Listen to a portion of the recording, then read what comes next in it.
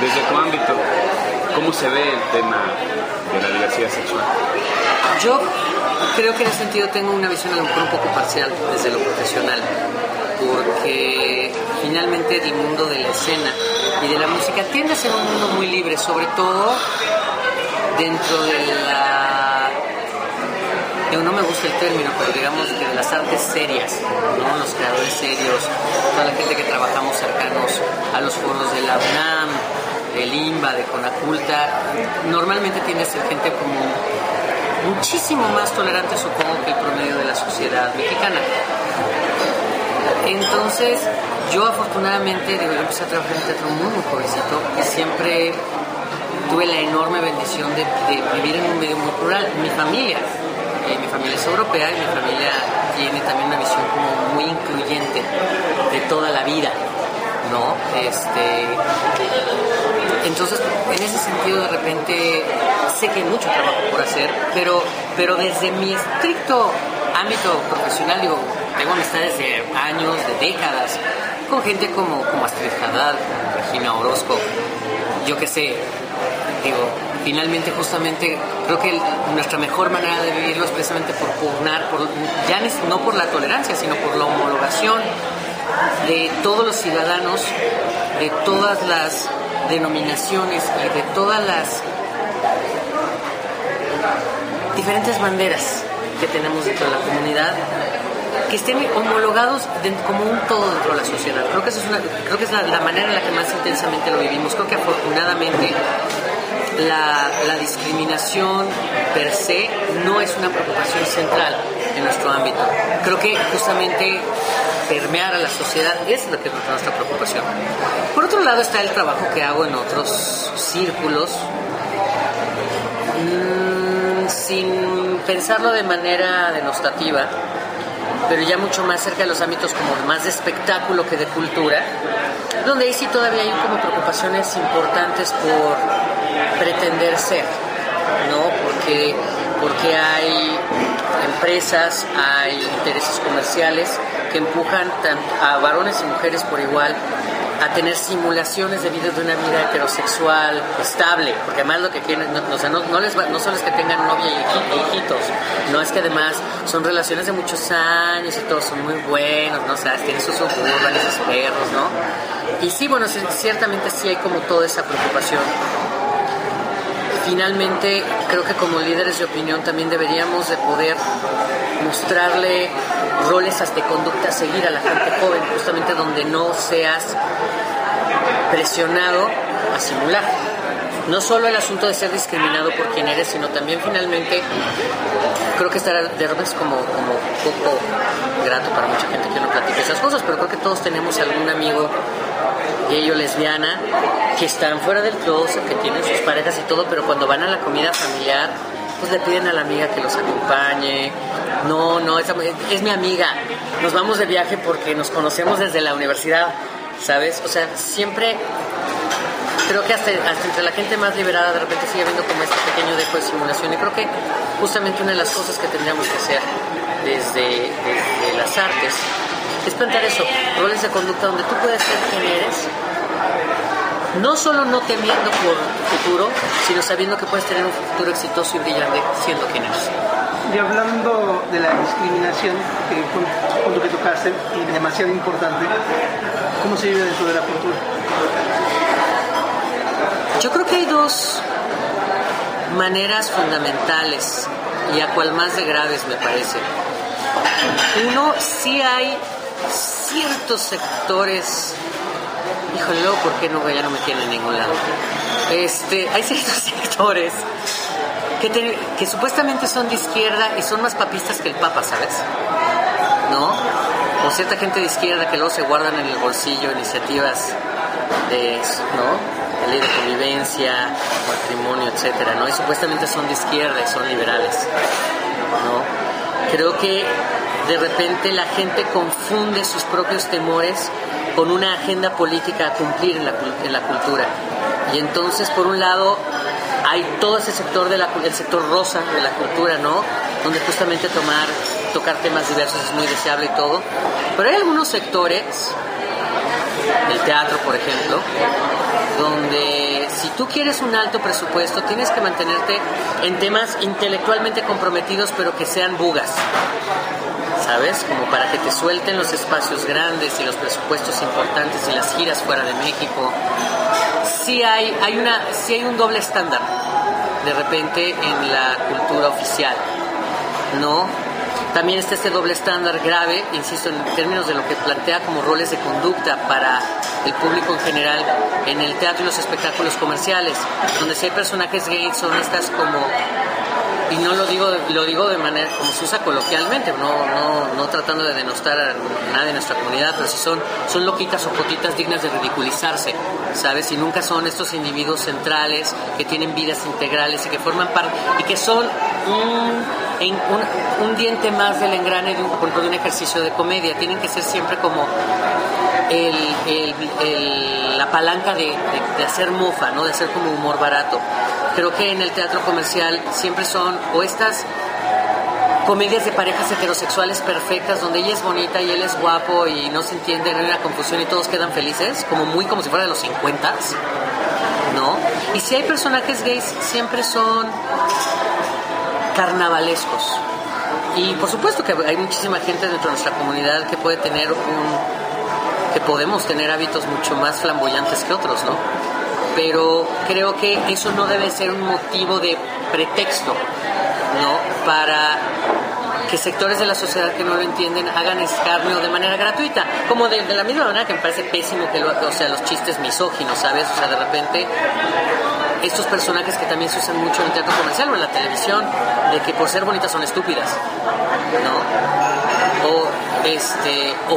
O heterosexuales, ¿no? Una mujer bonita tiene que ser tonta y tiene que ser heterosexual, ¿no? Por ejemplo, actores trans que siempre les dan estos papeles de vestir en las telenovelas, en los poquitos que hay, o en las series de comedia, cuando tendrían que invitarlos a hacer papeles de mujer, ¿no? Es una gente que si tiene una identidad sexogenérica femenina, tendría que poder hacer papeles femeninos. Sí, es un buen actor, por supuesto, una buena actriz, que ese fuera el único criterio, ¿sabes? No aprovecharlos de repente como una manera de decir, somos muy open, entonces por eso lo tenemos, y no es porque es importante la historia, ¿sabes? Creo que la discriminación que se vive desde el arte y la cultura tiene que ver con eso, con seguir fomentando la idea del gueto, la idea de vamos a generarles un lugar y vamos a tenerlos ahí de muestra donde podemos decir, mira, son parte de todo, en vez de que sean una parte integral del todo, ¿no? Y por otro lado, insisto, está también la discriminación de que, bueno, ¿cuántas veces has visto tú en una alfombra roja que parejas del mismo sexo puedan llegar y se les trate igual que a una pareja de modo heterosexual, ¿no? Finalmente, de repente creo que la discriminación puede estar incluso mucho más centrada en la prensa de espectáculos, en esa cosa de que vende, que eso sería como un término súper relativo, ¿no? De repente uno pensaría, por ejemplo, ahora que empezamos a tener matrimonios entre parejas que tienen un alto perfil público, eso tendría que ser nota para vender más, y descubres que no, que de repente los 5 vestidos de ¿cómo se llama esta mujer, hombre? Que se hizo todo lo habido y por haber, el programa que se acaba de casar, hombre, esta mujer. Maribel Guardia. Sus cinco vestidos son una nota más importante a que alguien adopte, ¿no? Que una pareja del mismo sexo adopte y tenga una familia feliz. Pero es que una familia feliz, lamentablemente, no es nota para la prensa amarillista, ¿no? Tendríamos que pugnar finalmente porque perdamos el sensacionalismo y se vuelve una nota. Fíjate qué paradójico, que se vuelve una nota rosa y no una nota amarilla, ¿sabes? Que te platiquen la historia de amor y no esta cosa como de escándalo porque es una pareja del mismo sexo.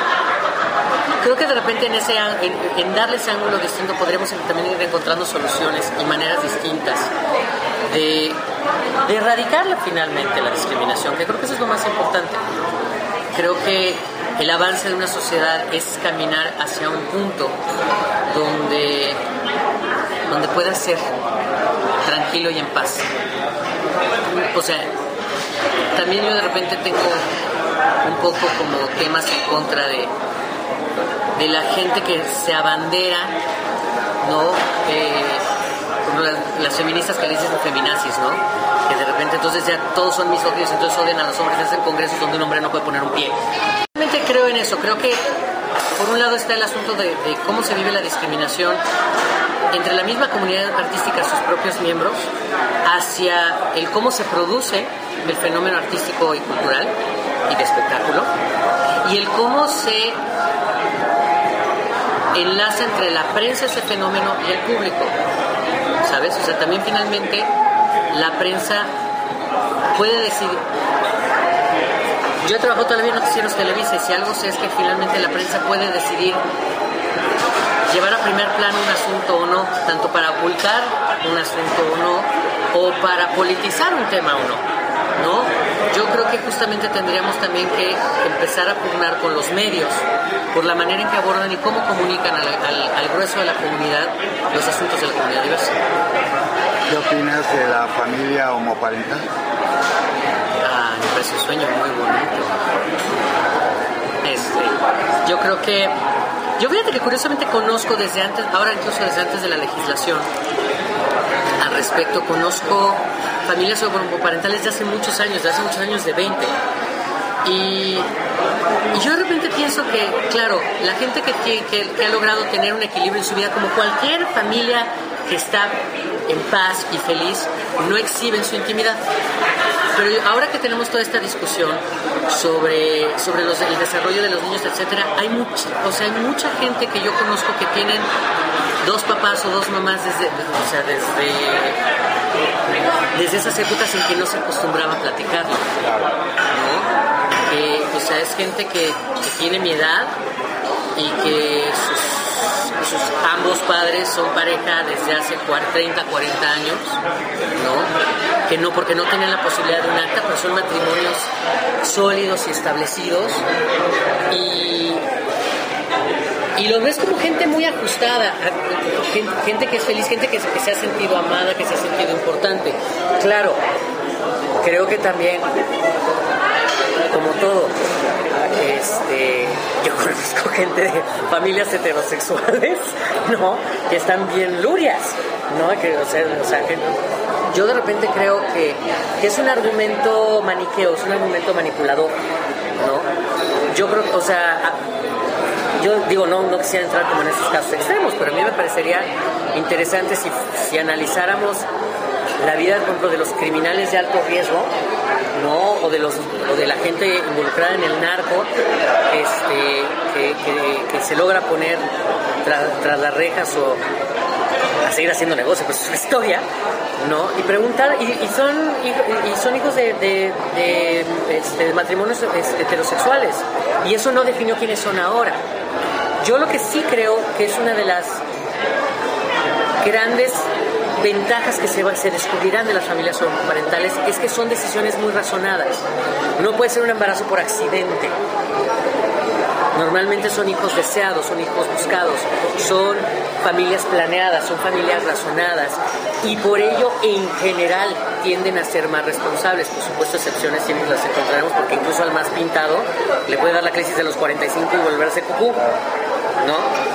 Pero sí creo que la decisión de adopción o de procreación de las familias homoparentales tienden a ser decisiones mucho más razonadas, porque además finalmente saben que en el clima de cambio que estamos viviendo son familias que van a tener que enfrentarse a las mesas directivas de las escuelas, a las juntas de padres de familia, etcétera, etcétera, etcétera. Entonces tiene que ser un núcleo sólido para poder enfrentar lo que viene.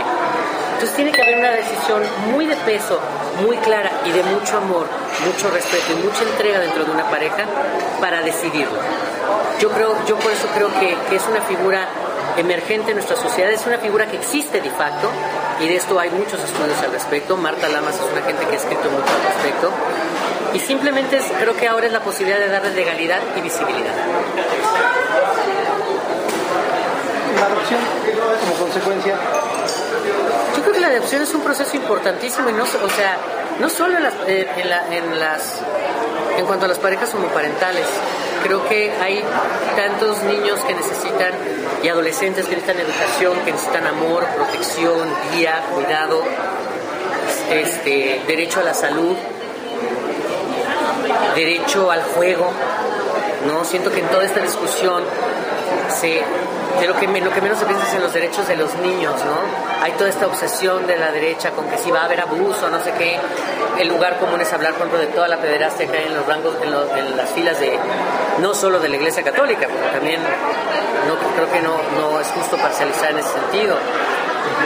Habría que hablar de toda el abuso infantil que lamentablemente existe en muchísimas denominaciones, pero se habla poco de los derechos de los niños, del derecho al juego, del derecho a una vida feliz, ¿sabes? Y yo creo que el que tú tengas dos padres que te permitan tener 3 comidas al día, que te permitan ir a la escuela, que te permitan tener salud, sentirte protegido, amado, es mucho más fácil que estos niños encuentren un camino de hacer un México constructivo que en casas de adopción. La adopción en México es endiabladamente difícil, no solo para las familias homoparentales, también para las familias heterosexuales. Es un proceso lamentablemente difícil y las casas hogar se llenan y se llenan y se llenan y se llenan y se llenan de niños, ¿no? Yo creo que la discusión de la adopción tendría que ver con la calidad de vida de la infancia en México. Es un poco lo mismo que me pasa con el tema del matrimonio entre personas del mismo sexo. Yo creo que no es abogar por el matrimonio entre personas del mismo sexo. Creo que es abogar porque todos los ciudadanos tengan igualdad de derechos en todos los ámbitos, ¿sabes? ¿No? Yo creo que la adopción, lo importante de la adopción no es solo quién la haga, sino que suceda y que podamos tener un México lleno de ciudadanos plenos y que puedan construir un México mejor para nosotros a futuro. Pedro, dentro de nuestro colectivo LGBTTI, habemos 3 T's: travesti, transgénero, transexual. ¿Cómo los ves en la sociedad? Es decir, únicamente como cortacabello y sexoservidores. No. Yo tengo un punto de vista muy particular al respecto, porque tengo amigas muy queridas, tengo amigos muy queridos, tengo varios amigos hombres trans, tengo exalumnos míos trans, que para quienes ha sido una bendición de repente que puedan tener a alguien que fue su guía en una primera etapa de su vida, en su nueva etapa, y no sentirse juzgados y sentirse parte de un todo. Creo que es como, por ejemplo, alguna vez que he tenido la oportunidad de poder trabajar con niños con VIH, que justamente esos son niños que lo que quieren es que no les hagan el distingo, ¿sabes? O sea, el punto no es solo sus medicinas, o sea, están perfectamente conscientes de lo que tienen que hacer para sobrevivir el día a día. Ellos lo que quieren justamente es no ser distintos, ser un niño como cualquier otro. Yo creo que la comunidad trans un poco es eso, ¿no? Creo que hay un colectivo que se llama Inteligencia Transgénero, que además son amigas muy queridas. Sé que es un colectivo que ha ido cambiando tanto de miembros como de necesidades, tanto de lucha como de existencia distintos a lo largo del tiempo, pero yo las conocí como mis fans. Iban a mis shows al taller, ¿no? Iban en este como pequeño núcleo y creo que incluso dentro del mismo colectivo hay esta como fantasía de que la gente trans es esta cosa glamorosa y la pestaña y la diamantina y aquellos escotes, ¿no? Y sabes que una de las cosas que a mí me hizo muy entrañables a la SEON es que eran dentistas y arquitectos y eran contadoras y eran maestras, ¿sabes? Y no, una tenía su tienda de abarrotes en su cuadra, ¿no? Y era gente absolutamente cotidiana, ¿no? O sea, no era este lugar común de me tengo que dedicar al sexo servicio o al show. O sea, es un asunto de la identidad sexogenérica con la cual yo existo plenamente. No es un asunto de exhibicionismo de espectáculo, ¿sabes? Que quien lo haga, para eso me parece absolutamente respetable, pues.